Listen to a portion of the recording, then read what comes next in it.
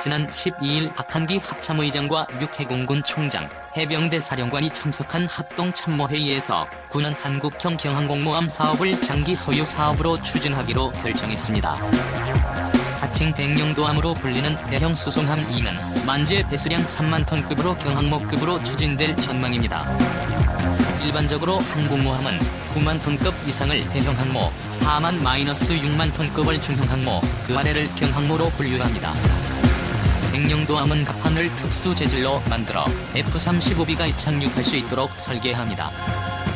그러나 경항모 건조 사업의 윤곽이 드러나자마자 운용 효율과 비용 문제를 제기하는 목소리가 나왔습니다. 좁은 한반도 해역에서 경항모를 운영하는 것이 과연 타당한지 의문을 제기하는 목소리가 많이 나오고 있는 실정입니다. 항공모함을 운영하려면 막대한 비용을 고려해야 합니다. 단순히 항모만 기동하는 것이 아니라 전투기 운용 비용을 포함해야 하기 때문에 경항모 운용비도 최소 1,500억-2천억 원이 소요될 것으로 예상됩니다. 한국형 경항모 제작 비용은 3조-4조 원에 예상됩니다. 좁은 바다에서 굳이 이런 거액을 쏟아부어가며 항모를 유지해야 하는지 의문이 제기될 수 있다는 겁니다. 그러나 군 전문가들은 이런 지적에 대해 하나만 알고 둘은 모르는 이야기라고 반박합니다. 우선 전략자산인 항모를 운영하면 해외 지원을 받지 않는 독자적인 해공군 작전이 가능해집니다.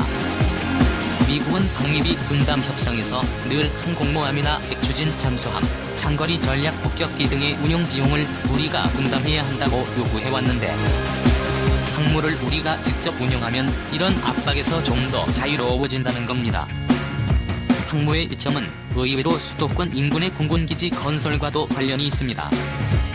앞으로 수도권에 공군기지를 추가로 마련하는 것은 거의 불가능할 것으로 예측됩니다. 주민들은 소음이 많은 공군기지 건설에 우호적이지 않기 때문에 전투기를 아무리 많이 도입해도 수도권 기지를 늘리는 것은 현실적으로 어렵다는 겁니다. 심지어 시민단체 등에서는 수원 공군기지를 폐쇄하거나 오산 미군기지 등으로 통합해야 한다는 목소리까지 나옵니다. 만약 어렵게 다른 지역에 설치하는 것을 허가받았다고 해도 항모 건조 비용보다 훨씬 큰 비용과 정치적 부담을 감당해야 합니다. 한 언론 보도에 따르면 250만 평의 공군기지를 건설하는데 무려 25조 원이 소요될 것이라는 관측도 나왔습니다.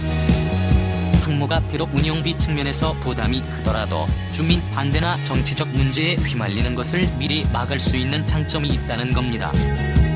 우리나라가 항모를 운영할 수 있을 정도의 경제력을 갖췄다는 지적도 나옵니다.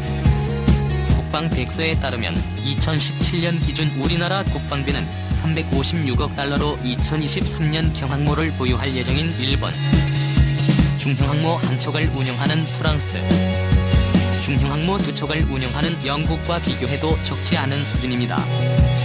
이에 따라 육군의 대규모 병력 운용비를 조정해 항모를 운영하는 것이 더 효율적인 방식이 아니냐는 분석이 나옵니다. 여기에 북한을 포함한 각국의 도발 억제력을 확보할 수 있고 분쟁 지역과 가까운 곳에서 즉각적인 출동이 가능하다는 장점도 부각됩니다. 최근 한반도 정세는 시간이 갈수록 복잡해지는 양상을 보이고 있습니다.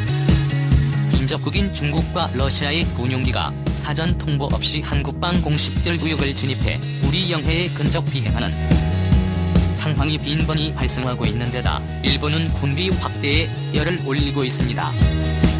중국은 항공모함 6척을 도입할 계획이고 일본은 헬기 탑재형 호위함인 이즈모급 함선 2척을 2023년 경항모로 전환할 계획입니다. 굳이 북한의 무력 시위 대응이나 대양 해군의 꿈을 거론하지 않더라도 우리 해군력을 강화해야 할 필요성은 점차 높아지고 있습니다. 군 관계자는 비용 문제로 전력화에 걸림돌이 많다고 해도 미래를 위해 최소한의 대책은 마련해야 한다는 점에서 국민들의 여론이 우호적인 것 같다고 표현했습니다. 우리 해군 역사의 상징인 거북선처럼 역사의 전환점을 마련할 수 있도록 군이 충분히 연구해 긍정적인 성과를 내길 바랍니다.